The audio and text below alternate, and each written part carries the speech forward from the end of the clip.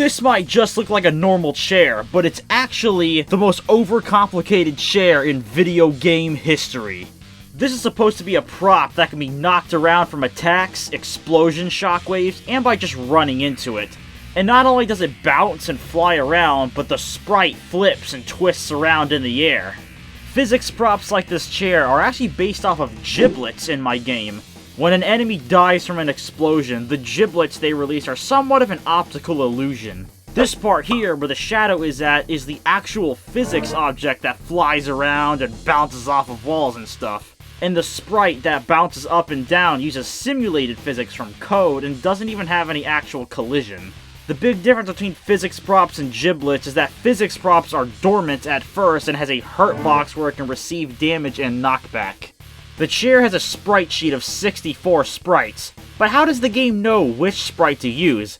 The answer is something called a 2D blend space, which is this 2D grid where you can place nodes that correspond to a certain animation that you want to play. And it plays the animations by using a marker on the grid called a blend position, which plays the animation of the node that's closest to it. And you can set the blend position using code.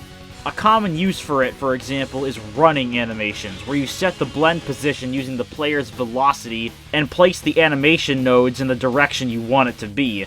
There's an 8x8 grid full of nodes. The horizontal axis has all of the sprites of the chair turning horizontally, and vice vertical for the versa axis. And the blend position is moved around based on the chair's velocity while it's in the air.